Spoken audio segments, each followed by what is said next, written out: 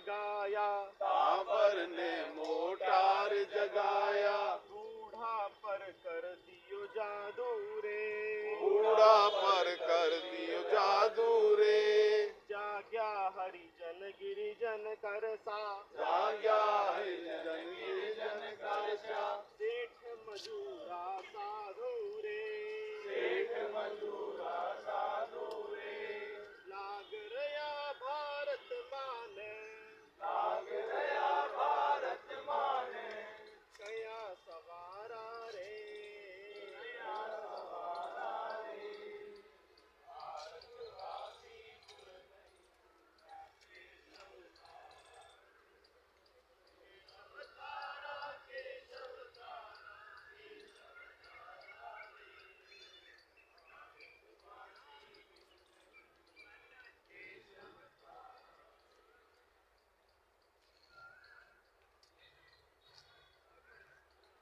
आज हिंदू नववर्ष है, चैत्र शुक्ला एकम है और आज भारत के सबसे बड़े संगठन राष्ट्रीय स्वयंसेवक संघ की आद्य जो संस्थापक थे पूज्य डॉक्टर साहब, उनका जन्मदिन भी है। तो हम सब इसी उपलक्ष्य में इकट्ठे हुए हैं। आज हमको जिनका बौद्धिक और पाथेय मिलने वाला है वो हैं श्री विकास जी। आप एलन में अध्यापन का कार्य करते हैं। विकास जी,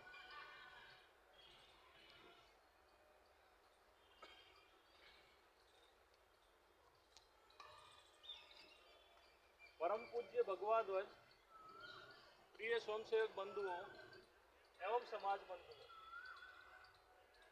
आज हम सभी यहाँ एकत्र हुए हैं नववर्ष मनाने के लिए। नववर्ष आज हमारे विक्रम संवत का प्रथम दिन है, चैत्र शुक्ल एकम। इसी से हमारा नववर्ष प्रारंभ होता है। संघ के परिदृश्य में बात करें तो संघ में ये परंपरा रही है कि उसके कार्य को किस तरह से किया जाए। तो उसका कार्य दो प्रकार से होता है, एक तो है नित्य कार्य और दूसरा है नैमित्तिक कार्य। नित्य कार्य अर्थात जो हम रोज करते हैं, हमारा रोज होने वाला कार्य, जिसमें शाखा लगाना और शाखा में आकर सभी का जो शाखा में होने वाले कार्य हैं, जिनमें चाहे हम बौद्धिक की बात करें या शारीरिक की बात करें, वे सब कार्य करना, वो सब आते हैं। ये नित्य कार्य। नित्य कार्य हमें एक साथ अनुशासन बनाता है, अनुशासन में बांधता है, सहकार की भावना लाता है। यदि ये एक मनोविज्ञान है कि यदि हम सब मिलकर कोई एक कार्य करें तो हमें एक जो कार्य करने की एक साथ तो होता ही है, साथ में हृदय भी क्या होते हैं, एकाकार हो जाते हैं। तो सभी के हृदय एकाकार हो जाए अगर, तो जो समाज में सृजन है या समाज में हम जो माने सृजन शक्ति है वो बढ़ती है। दूसरा कार्य हमारा जो आता है वो आता है नैमित्तिक कार्य। नैमित्तिक कार्य दो प्रकार के हैं संघ में, एक जो पूर्ण योजनाबद्ध होते हैं और एक अनियमित। अनियमित में हमारी बैठकें आती हैं जो कभी भी आ जाती हैं। तो बैठकों में हम ये विचार करते हैं कि हमें क्या करना है, कैसे करना है, किस तरह से हमारा कार्य किया जाएगा। भ्रमण आ सकते हैं, जैसे वन भ्रमण आ गया, तो ये अनियमित कार्य। और नियमित कार्य में हमारे आते हैं उत्सव। संघ में हम 6 उत्सव मनाते हैं और उत्सव का क्या योगदान है, तो ये उत्सव का योगदान ऐसे ही है कि जैसे हम समाज के लोग हैं, समाज से जुड़े हुए हैं, तो समाज में किस प्रकार से उत्सव मतलब कि उत्साह है हमें किसी कार्य के लिए, हम कुछ नया कर रहे हैं, कुछ अलग कर रहे हैं, जिसमें आनंद है, समाज का मिलन है, समाज की एकात्मता है। तो समाज की पूरी एकात्मता हो, सभी के हृदय में एकात्मता हो, इसीलिए उत्सव मनाए जाते हैं। समाज जैसे व्यक्ति को पृथक महसूस ना हो, मैं भी इसी समाज का अंग हूँ, ये उत्सव में महसूस होता है। जिस प्रकार हमारे शरीर में अलग अलग अंग हैं, लेकिन सभी अंग शरीर का भाग है, उसी प्रकार हमने संघ में माना है कि प्रत्येक व्यक्ति, चाहे व्यक्ति अलग अलग हो, लेकिन वो समाज का भाग है, तो हर एक व्यक्ति समाज का अंग है। तो इसीलिए हम वो अंग सभी एकाकार हो जाएं, उसीलिए उत्सव मनाते हैं। अब आज के दिन हम जो नववर्ष का प्रथम दिन है वो मना रहे हैं। अब इसके लिए कालगणना, बहुत पुराने समय से कालगणनाएं की जाती हैं। कालगणनाओं में मुख्य रूप से दो प्रकार की कालगणनाएं हैं, एक सूर्य मास पे आधारित है और एक चंद्र मास पर आधारित है। हमारे यहाँ कालगणना हमारे वैदिक ऋषियों ने की। इसके अलावा पाश्चात्य कालगणना भी एक प्रकार की कालगणना जो सर्वप्रथम रोम में अस्तित्व में है। बंधुओं, जब रोम में कालगणना की गई तो सर्वप्रथम वर्ष को उन्होंने 304 दिन का माना, लेकिन उसमें कमियां पाई गई। तो उनकी जो शासक थे रोम के, पहले जब कालगणना रोम में की गई तो 10 महीनों का 10 मंथ्स वो मानते थे, जिसमें सितंबर यानी 7 को प्रदर्शित कर रहा है, अक्टूबर 8 को, नवंबर 9 को और दिसंबर 10 को प्रदर्शित कर रहा है। इस प्रकार उन्होंने ये माना 10 दिन। लेकिन जब उसकी गणनाएं की तो उसमें त्रुटियां बहुत आने लगी। तो उनके जो शासक थे जूलियस सीजर, उन्होंने एक नया माह दिया जिसको हम जुलाई के नाम से जानते हैं, और अगस्टस सीजर, उन्होंने फिर बाद में एक और माह उस कैलेंडर में जोड़ दिया जिसको हम अगस्त के नाम से जानते हैं। तो इस प्रकार सबसे पहले तो 10 माह की उन्होंने कालगणना की थी, लेकिन बाद में उसको 12 माह में परिवर्तित किया। अब सबसे पहले जब ये 12 माह की कालगणनाएं हुई तो भी उनमें 11 दिन का अंतर आने लगा। इसके बाद 1532 ग्रिगोरियन, तो ग्रिगोरियन ने अपना एक नया कैलेंडर दिया और उसमें उन्होंने वर्ष को जिस प्रकार बांटा, उसमें पूरे 365 दिन, और फरवरी में लीप ईयर आने लगा, 4 वर्ष में एक बार फरवरी को 29 दिन का माना। तो इस प्रकार उन्होंने अपनी कालगणनाएं में कुछ न कुछ कमियां हमेशा बनी रही, लेकिन उसमें उन्होंने सुधार किया। हालांकि जो ये कालगणना थी उसको उस समय यूरोप, इंग्लैंड ये नहीं मानते। इन्होंने इसको बाद में 1732 में माना कि हाँ, ये गणना हम मानते हैं और इस कैलेंडर को पूरे विश्व में काम में लेना। हमारे यहाँ की अब कालगणना की अगर बात की जाए तो हमारे यहाँ की कालगणनाओं में जो सबसे पुरानी कालगणना है वो युगाब्द। अभी बंधुओं 5126 युगाब्द चल रहा है। युगाब्द की गणना जो की गई है वो महाराज युधिष्ठिर के राज्याभिषेक से की गई। महाराज युधिष्ठिर का राज्याभिषेक ऐसा माना जाता है, जो गणना के अनुसार, जो इस कालगणना हमारे यहाँ की वैदिक कालगणना है उसके अनुसार आता है, वो वर्ष प्रतिपदा के दिन आता है, यानी चैत्र शुक्ल एकम के दिन प्रथम दिन आता है।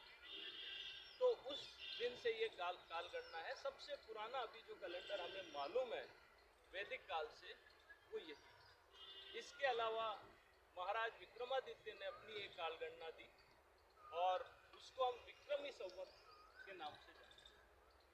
विक्रमी संवत अभी 2081 प्रारंभ हो जाएगा।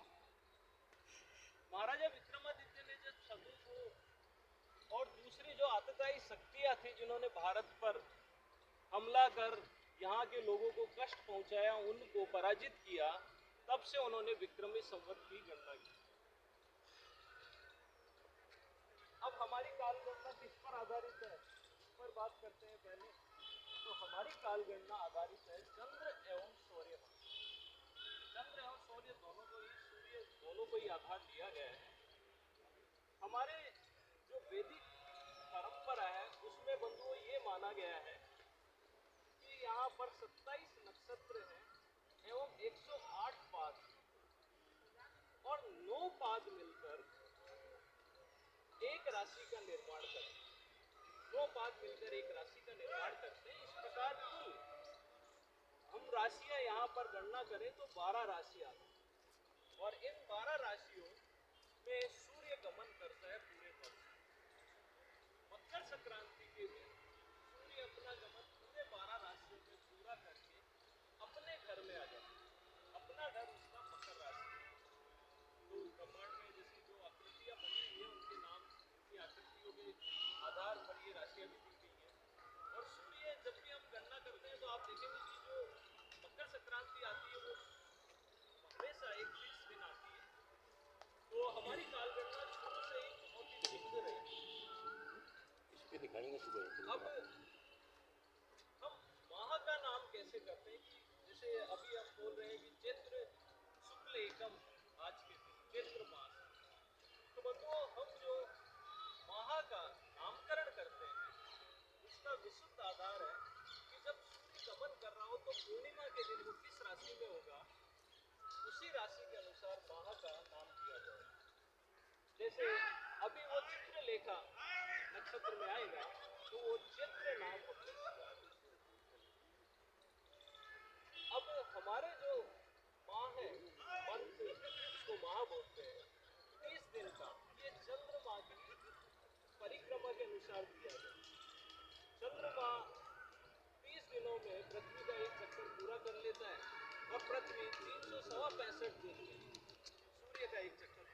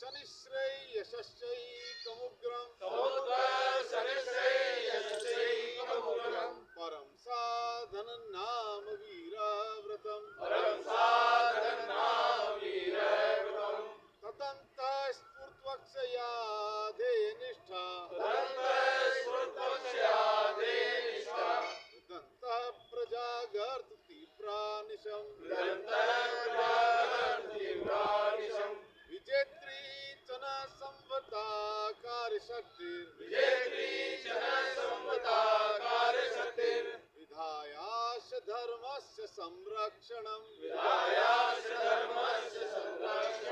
परम वै भवन्ने तुम्हें तत्स्वराष्ट्रं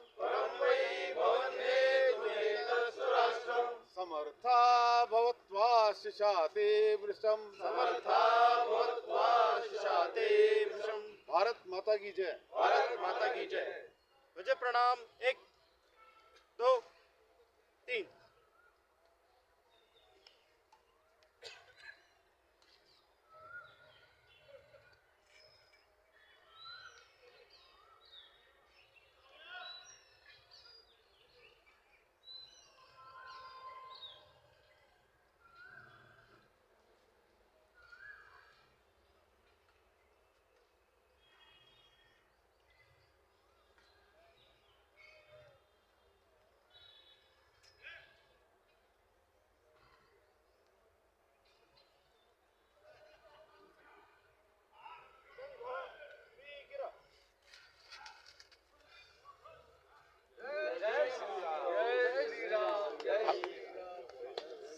नव वर्ष की बहुत बहुत शुभकामनाएं।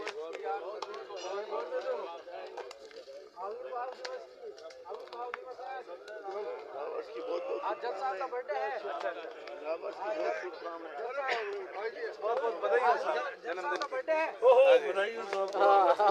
सर पार्टी आपका शुभ नाम।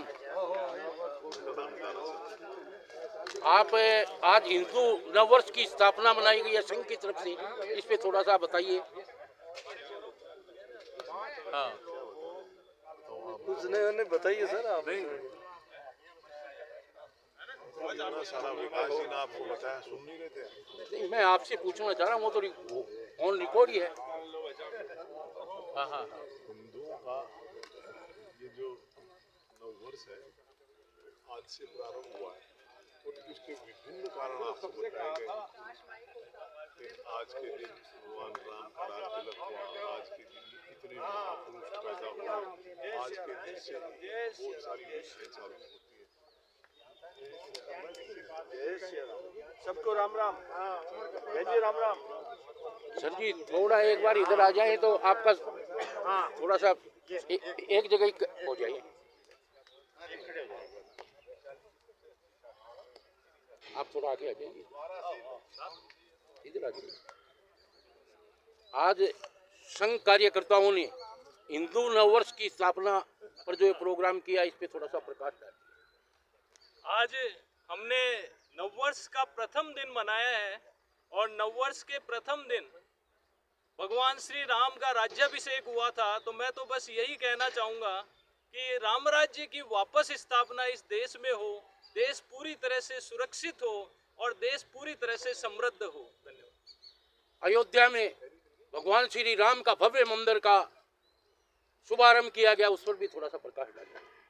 बंधुओं, आज अयोध्या में जो भगवान श्री राम की पूजा हो रही है, उसका मुख्य कारण अगर मैं कुछ मानता हूँ तो वो हमारे समाज की सज्जन शक्ति की एकत्रितता या संगठन है। आप इस संगठित रहें तो भगवान श्री राम का मंदिर भी है और भगवान श्री कृष्ण का मंदिर भी जरूर वापस पुराने भव्य रूप में आ पाएगा। क्या काशी में भी मंदिर बनेगा? काशी में मंदिर है, बाकी हम जो कोर्ट कहेगा उसके अनुसार हम अपने पक्ष को रखेंगे और मुझे पूरा विश्वास है जब तक ये सज्जन शक्ति संगठित है तब तक जरूर काशी में भी भगवान भोलेनाथ उनके वापस पूर्ण भव्य रूप में विराजमान कर पाएंगे। आप क्या संदेश देना चाहेंगे आम नागरिकों को हिंदू नववर्ष के ऊपर? आम नागरिकों को एक ही संदेश देना चाहूँगा कि हमारा जो गौरव हम भूल गए, ये देश हमेशा से विश्व गुरु रहा है। अगर हम सब संगठित होते हैं, पर्यावरण का संरक्षण करते हैं और वापस हमारे शस्त्र और शास्त्र का अध्ययन पुराने गुरुकुल रूप में प्रारंभ करते हैं तो हम वापस विश्व गुरु जरूर बने। आप क्या कहना चाहेंगे? बोलिए सर, पहले तो अपना नाम बताइए। अजीत कुमार जैन है। ये नववर्ष की स्थापना की है, इस पे थोड़ा अपना विचार व्यक्त कीजिए। नए साल से सब सारी चीज़ें शुरू हो जाती हैं और जैसे राम का जन्म हुआ, नए साल को बनाने लग गए, नई फसलें आने लग जाती है, सारे पतझड़ समाप्त होकर नए पत्ते आ जाते हैं।